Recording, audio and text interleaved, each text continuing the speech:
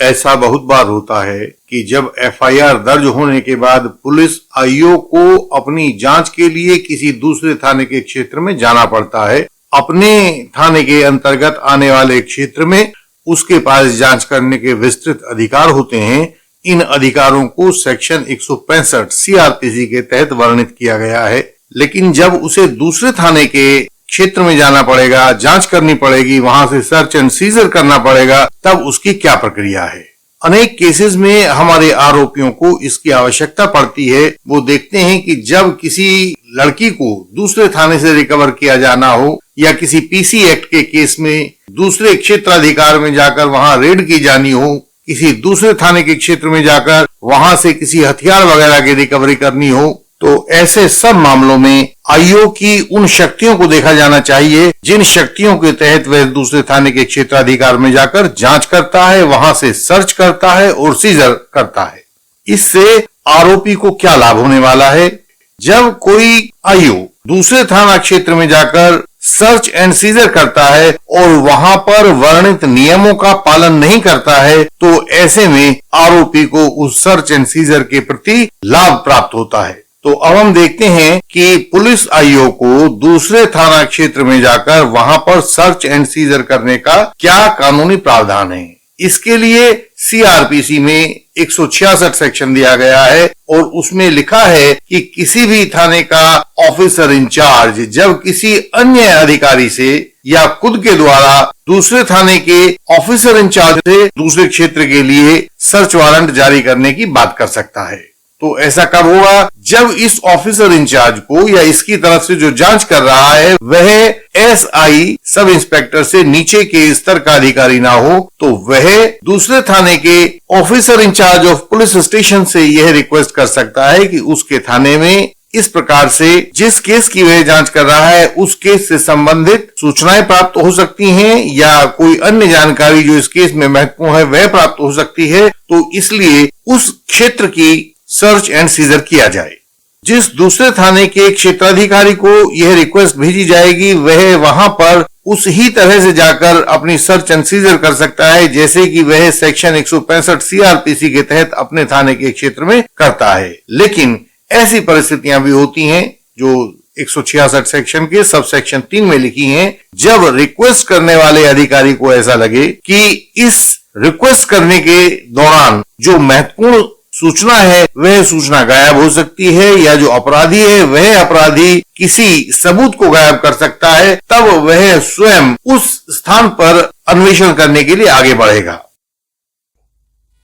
हमने अपने व्यूअर्स के लिए इंटेंसिव लीगल कंसल्टेशन की नई सुविधा शुरू की है। इसे हमारे सभी एडवोकेट साथी, यंग एडवोकेट कलीग्स उपयोग कर सकते हैं। हमारे फॉल्स एलिगेशन वॉरियर्स भी इसका इस्तेमाल कर सकते हैं। कोर्ट की सुनवाई में आपको कोई लीगल समस्या आ गई है, रास्ता मिल नहीं रहा है, तो आप हमसे इंटेंसिव लीगल कंसल्टेशन ले सकते हैं। इस सुविधा के इच्छुक साथियों की संख्या को देखते हुए हमें इसको समय के अनुसार फिक्स करना होता है। आपको इसके लिए हमसे बात करके समय फिक्स करवाना होगा। जो फॉल्स एलिगेशन वॉरियर्स हैं वे भी ऐसी गंभीर कंसल्टेशन के लिए अपना समय बुक करवा सकते हैं। यह भी सुविधा आपके पास रहेगी कि आप चुन सकें कि आपको कम समय के लिए लीगल कंसल्टेशन चाहिए या लंबे समय के लिए लीगल कंसल्टेशन चाहिए। यह चुनाव आपका है और आप लीगल कंसल्टेशन के लिए हमें हमारे व्हाट्सएप नंबर पर अपनी रिक्वेस्ट भेज सकते हैं। वह रिक्वेस्ट मिलने पर हम आपके लिए समय फिक्स करेंगे और उस समय फिक्स करने पर आप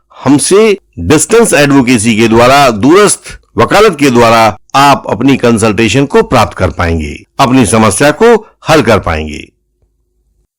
इस प्रकार की सर्च एंड सीजर करते हुए उसके लिए यह बिल्कुल कानूनी होगा कि वह वहां ऐसे ही सर्च एंड सीजर करे जैसे कि वह अपने थाने के क्षेत्र में कर सकता है। लेकिन ऐसा करने वाले पुलिस आईओ को जो दूसरे थाने के क्षेत्र में जाकर सर्च एंड सीजर करता है उसके लिए एक नियम मानना जरूरी है जो सब सेक्शन 4 सेक्शन 166 सीआरपीसी के तहत दिया गया है, और वह यह है कि जब भी वह जाकर ऐसा सर्च एंड सीजर करेगा तो जिस थाना क्षेत्र में वह ऐसा सर्च एंड सीजर कर रहा है अपने सर्च एंड सीजर की उसको एक प्रतिलिपि भेजेगा, उसको एक कॉपी भेजेगा।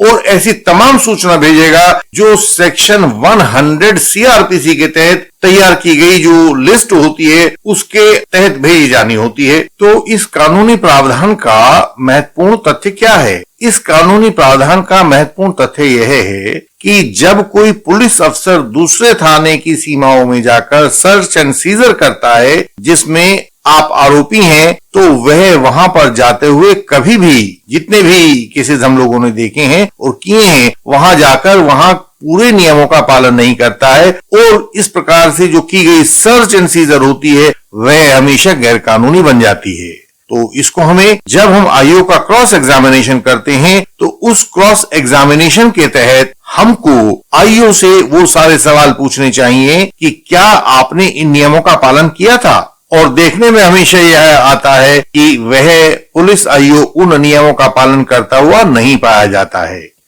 अब हम इसको विस्तार से समझते हैं और इसको दो उदाहरणों से समझते हैं। पहला केस हम लेते हैं जब यह सूचना मिलती है कि दूसरे थाना स्टेशन के अंतर्गत किसी अपराध के सूत्र को छिपा कर रखा गया है और यदि वह दूसरे थाना क्षेत्र के अधिकारी से स्वीकृति आदि प्राप्त करने में समय लगाएगा तो इस दौरान अपराध के उस सूत्र को वहां से गायब किया जा सकता है। तो ऐसे में वह स्वयं वहां जाकर उस अपराध के सूत्र की जांच पड़ताल करता है। उदाहरण के लिए, कोई लड़की यदि अलवर से अपहृत की जाती है और यह सूचना मिलती है कि वह जयपुर में छिपा कर रखी गई है, तो जयपुर में इस केस का आईओ जो अलवर में उसकी जांच कर रहा था वह जयपुर में जाकर उसको रेस्क्यू करेगा। तो इसके दो तरीके हैं, या तो वह जयपुर के पुलिस अधिकारी को यह सूचित करे कि यहां पर इस जगह पर लड़की छिपा कर रखी गई है, उसको आप मेरी तरफ से रेस्क्यू करिए, और यदि वह ऐसा नहीं करता है तो वह स्वयं वहां जाएगा और जब लड़की को रेस्क्यू कर लेगा तो उस रेस्क्यू करने के दौरान जो भी तमाम प्रोसीडिंग्स होंगी उनकी वह प्रोसीडिंग शीट्स तैयार करेगा और उन प्रोसीडिंग शीट्स की कि उसने वहां क्या किया, कब आया, किस किस पड़ोसी को, किस किस गवाह को उसने एग्जामिन किया, इन सब की वह लिस्ट तैयार करेगा। लिस्ट तैयार करने के बाद जो भी वह अपने पास डॉक्यूमेंट बनाएगा उसकी एक कॉपी उस ही थाने के ऑफिसर इंचार्ज को वह वहां पर सौंप देगा। यदि वह ऐसा नहीं करता है तो उसका सीधा सा अर्थ है कि उसने कानून के अनुसार कार्य नहीं किया है, और कानून के अनुसार कार्य नहीं किया है तो इसका अर्थ यह हुआ कि जो भी उसने किया है वह पढ़ने में नहीं आएगा। यदि आप इस पुलिस आईओ से क्रॉस एग्जामिनेशन के दौरान सवाल पूछते हैं कि क्या आपने जयपुर के पुलिस अधिकारी को यह सूचना दी थी कि आपने उस रेस्क्यू के दौरान, रिकवरी के दौरान लड़की को कहां से बरामद किया है, और जो सूचना दी थी उस सूचना का क्रमांक क्या है, उस सूचना का डायरी नंबर क्या है, उस सूचना का डे, डेट एंड टाइम क्या है, तो पुलिस आईओ ऐसी किसी भी बात को करने से साफ साफ मना कर देगा।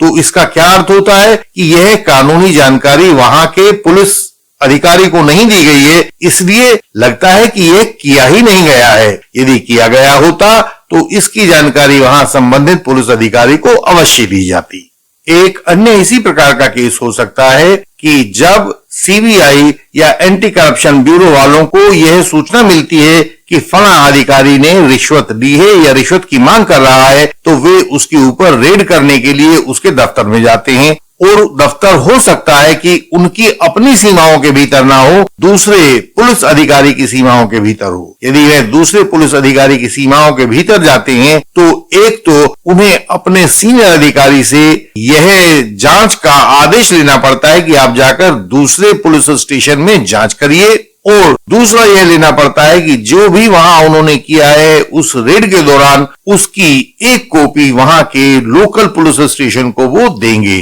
और यदि वो ऐसा नहीं करते हैं तो यह एक कानूनी गड़बड़ी होती है। और यदि इसका रिकॉर्ड वहां पुलिस की केस फाइल के ऊपर नहीं है तो आप ये कह सकते हैं कि क्योंकि इस केस की पुलिस फाइल के ऊपर इस सर्च एंड सीजर का, इस रेड का कहीं कोई रिकॉर्ड नहीं है, इसका अर्थ यह हुआ कि आपने आरोपी को वहां से नहीं पकड़ा जहां से आप बता रहे हैं, बल्कि इसको अपने पुलिस थाने में ही बैठाकर आपने सारा रिकॉर्ड बना दिया है, और यह रिकॉर्ड बाद में आपने फर्जी तरीके से बना दिया है। सजेशन भी आप साथ साथ देंगे कि यदि यह रिकॉर्ड ठीक ढंग से बनाया गया होता तो इसकी पूरी की पूरी श्रृंखला, पूरे एविडेंस आपकी केस फाइल के रिकॉर्ड पर उपलब्ध होते। तो आप सभी फॉल्स एलिगेशन वॉरियर्स और यंग एडवोकेट कलीग इस बात को ध्यान रख लें कि जहां भी आपके केस में कोई पुलिस आई हो, अपने थाने की सीमाओं से बाहर जाकर दूसरे थाने की सीमाओं के अंदर कोई जांच करता है, तो इस बारे में उससे तरीके से सवाल पूछे जाएं, उसकी जांच पर सवाल पूछे जाएं, उन बातों को पूछा जाए जो इसने दूसरे थाने की सीमाओं के भीतर जाकर किया है, तथा यह भी उससे पूछा जाए कि दूसरे थाने की सीमाओं के भीतर जो भी कुछ किया है, क्या उसकी पूरी प्रोसीडिंग्स की एक कॉपी वहां लोकल एसएचओ को आपने दिया है, और यदि नहीं दिया है तो आप उसको सजेशन देंगे कि ये सारी की सारी केस प्रोसीडिंग्स, जांच प्रोसीडिंग्स या जो भी स्टेप्स वहां सर्च एंड सीजर्स के लिए आपने किए थे वो आपके केस फाइल के रिकॉर्ड पर इसलिए नहीं है क्योंकि वो कभी बनाए नहीं गए थे। आप उस थाने के क्षेत्राधिकार में कभी सर्च एंड सीजर के लिए गए ही नहीं थे। यह सारा रिकॉर्ड आपने अपने थाने में बैठकर बनाया है, फर्जी रिकॉर्ड है, इसका कहीं कोई ऑफिशियल एग्जिस्टेंस नहीं है। इससे आपको बहुत लाभ प्राप्त होगा। हमारे अनेक व्यूअर्स हमारे पास तब आते हैं जब बहुत देर हो चुकी होती है, उनके केसेस के क्रॉस एग्जामिनेशंस खराब हो चुके होते हैं। भारतीय न्यायिक व्यवस्था में केस मुख्यतः 3 गवाहों पर टिका होता है। पहला प्रोसिक्यूट्रिक्स, दूसरा एक्सपर्ट विटनेस जैसे डॉक्टर्स या एफएसएल एक्सपर्ट्स, और तीसरा investigating officer of the case यानी कि आईओ। इनमें से यदि किसी भी गवाह का क्रॉस एग्जामिनेशन अप्रभावी रहता है तो चाहे आप कुछ कर लें, उसमें सजा से बचाव मुश्किल हो जाता है। तो असलियत में आपके केस की मजबूती आपका क्रॉस एग्जामिनेशन ही होता है। हम निरंतर फॉल्स एलिगेशन वॉरियर्स को तथा यंग एडवोकेट कलीग्स को अपने क्रॉस एग्जामिनेशंस निरंतर भेजते रहते हैं। आप भी इंडियन लीगल सिस्टम के बेहतरीन व बेजोड़ क्रॉस एग्जामिनेशंस का लाभ लीजिए। क्रिमिनल ट्रायल में दूसरा अवसर नहीं मिलता है, जो अवसर आपको मिला है क्रॉस करने का उसे गंवाइए नहीं। हमारी वेबसाइट indianlegalsystem.org पर विजिट करें, हमारा YouTube channel Indian legal system देखें और झूठे आरोपों से बचने की युक्ति सीखें। हमारे व्हाट्सएप नंबर जो सामने स्क्रीन पर दिखाई दे रहा है उस पर मैसेज भेजें, मेंबर बने और सहायता का लाभ पाएं। आपसे अगली वीडियोज में फिर मुलाकात होगी, तब तक के लिए प्रणाम।